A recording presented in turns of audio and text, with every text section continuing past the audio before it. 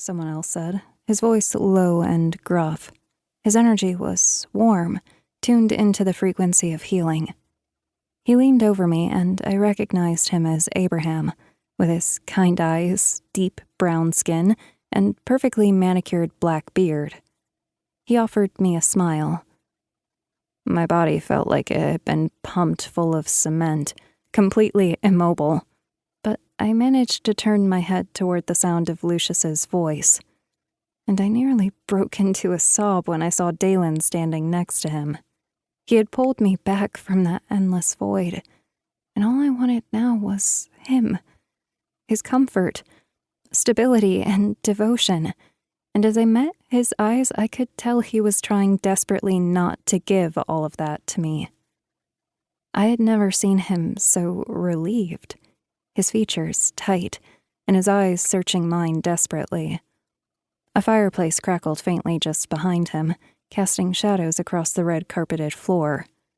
The high ceiling was painted white with gold edges, lavish and intricate, like the rest of this castle. "Áine, how are you feeling?" Abraham asked, and it took everything within me to move my eyes away from Daelon's. I could feel the fierceness of the longing spread out in the air between us, so palpable I feared Lucius might sense it too. "I'm feeling alive," I croaked. Abraham chuckled, and Lucius made a noise that sounded like, "That you are, by our Lord and King's divine grace. You are so blessed."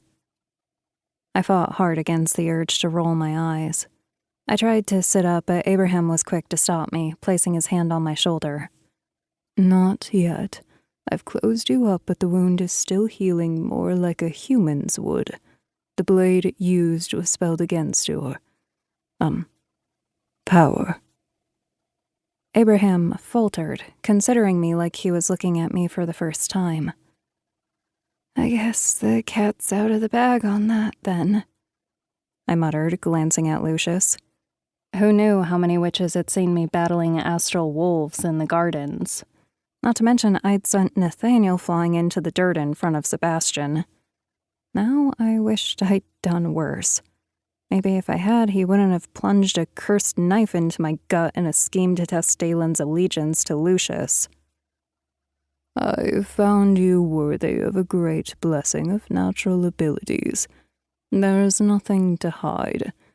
It has been a delight seeing you grow into them, and it will be even better watching them develop," Lucius said, obscuring the truth as usual, as if it wasn't his own orders that had forbade me from telling anyone the truth or showing my magical capabilities.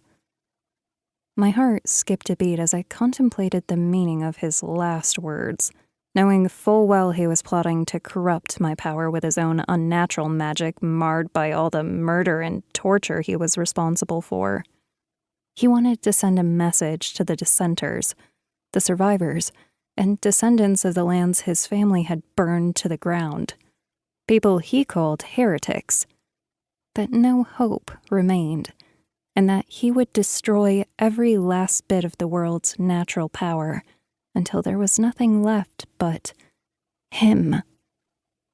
Lucius wanted to be a god, and it was ripping literal holes in the fabric of reality. I was certain the creatures who descended upon us belonged in a different dimension, the astral realm, revealed by the silvery blue glow that had outlined their forms. And if they'd managed to escape into the witch realm, then who knew how much longer we had until we faced a full-blown cosmic disaster? "What happened to Nathaniel?" I finally asked, since I knew Lucius didn't want to hear a single word about his magic and what it was doing to the realms. He wanted to believe in his own lies so badly that I wasn't sure if he even knew the difference between them and the truth any longer. Lucius's face lit up as if I'd just given him the most splendid of gifts. "Oh, so many horrible, terrible things. He's in the dungeons now. When you're done being all wounded and dramatic, perhaps we can go have some..."